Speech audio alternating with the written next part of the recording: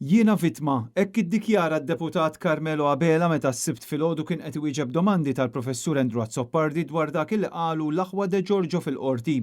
George u Alfred De Giorgio taħt ġurament ikkonfermaw dak li ilhom jgħidu żmien twil illi l-eks ministri Carmelo Abela u Chris Cardona kienu involuti fl-attentat ta' hold-up fuq il-bank HSBC f'Ħal-Qormi.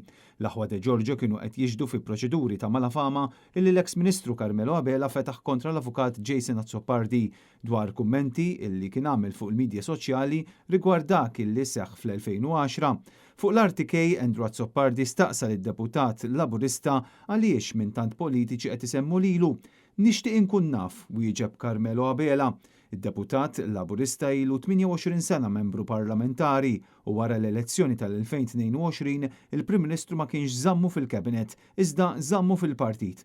Ma' Andrew Azzoppardi, deputat Laburista allega li Jason Azzoppardi qiegħed man-naħa tal-kriminali, dan fil-waqt illi wara biċċar illi mhux se jfittex lill-aħwa De Giorgio għall-akkużi serji illi qed jagħmlu kontrih. Intant fid-dawl tax-xhieda ġuramentata mill-aħwa De Giorgio, il-Partit Nazzjonalista staqsa x'passi se jieħu Robert Abela u l-Kummissarju tal-Pulizija Angelo Gafà kemm fil-konfront ta' Chris Cardona u anke fil-konfront tad-deputat Laburista Carmelo Abela.